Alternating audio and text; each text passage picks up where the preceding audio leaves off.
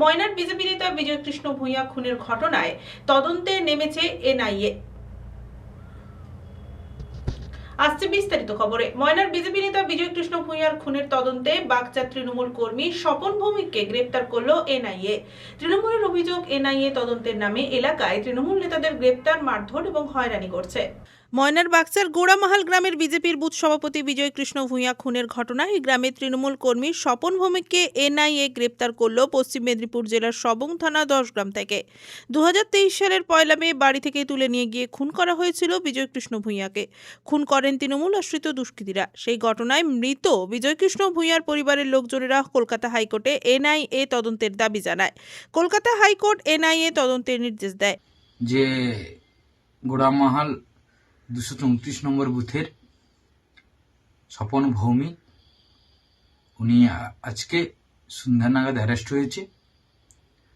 তো দীর্ঘদিন উনি লুকিয়েছিলেন, কিন্তু এনআই সেন্ট্রাল এজেন্সি তারা তাদের তদন্ত সাপেক্ষে এই স্বপন ভৌমিককে পশ্চিম মেদিনীপুরে 10 গ্রাম থেকে ওনার মেয়ের বাড়ি থেকে সন্ধ্যা নাগাদ অ্যারেস্ট করেছে। আমরা এটুকু জানি যে সেন্ট্রাল এজেন্সি যেভাবে তারা তদন্তটাকে এগিয়ে যাচ্ছে, তারা এটুকু নিশ্চিত যে যেখানেই লুকিয়ে থাকুক, আমাদের 234 নম্বর বুথের বুথ সভাপতি বিজয় কৃষ্ণ ভূঁইয়াকে খুনের মামলায় যারা জড়িত তাদেরকে কিন্তু কেউ রেহাই পাবে না। তারা যেখানেই থাক, যেই পরিস্থিতি থাক, তদন্ত সাপেক্ষে এনআই তাদেরকে অ্যারেস্ট করছে।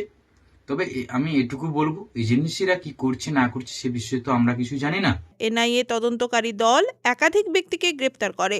তৃণমূলের অভিযোগ, এনআইএ তদন্তের নামে এলাকায় বেছে বেছে তৃণমূল নেতাদের গ্রেপ্তার, মারধর এবং হয়রানি চলছে।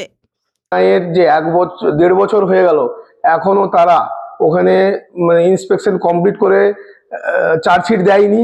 এইটা শুধুমাত্র ভোটের দিকে লক্ষ্য করে, 26-এর বিধানসভার দিকে লক্ষ্য রেখে তারা এটা দিচ্ছে না। তারা শুধু মাঝে মাঝে আসছে, যখনই আমাদের লোকেরা একটু, তৃণমূলের লোকেরা একটু পলিটিক্যাল অ্যাক্টিভিটিজ করতে যাচ্ছে, তখনই তাকে ভয় দেখানোর জন্য এসে ধাক্কা দিচ্ছে, ভয় দেখাচ্ছে, বা কাউকে তুলে নিয়ে যাচ্ছে, নিয়ে গিয়ে মারধর করে ছেড়ে দিচ্ছে, বা কেউ বিভিন্ন কর্মীদেরকে বিভিন্ন সময় নোটিশ দিয়ে রেখে পাঠাচ্ছে, আপনারা আসুন জিজ্ঞাসাবাদ করব। জিজ্ঞাসাবাদের নামে তাদের উপর যেভাবে শারীরিক এবং মানসিক টর্চার করা হচ্ছে, ভয়ে তারা এসে আর কেউ রাজনৈতিক অ্যাক্টিভিটিটা করতে চাচ্ছে না। যে যাই করুক, রাজনীতির প্রতিহিংসার জন্য যে স্বপন ভৌমিক কিংবা আদার্স যারা আছে এই মামলার সঙ্গে জড়িত, এনআইএ তা সঠিক তদন্ত করে তাদেরকে অ্যারেস্ট করছে। আমরা এটুকু চাই, বিজয় ভৌমিকের খুনের সঙ্গে যারা জড়িত বা যেইভাবে জড়িত আছে যারা, তাদের অ্যারেস্ট হোক, তাদের সঠিক সাজা হোক।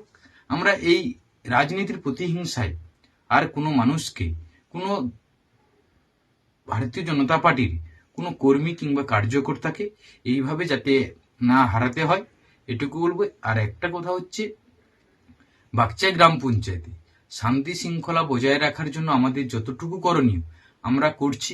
আমরা প্রতিহিংসা রাজনীতি বন্ধ করার চেষ্টা করছি। মানুষ তার গণতন্ত্রের উপর বিশ্বাস রেখে যে যাকে পারবে ভোট দিক, তাতে আমাদের কারোর সমস্যা নেই।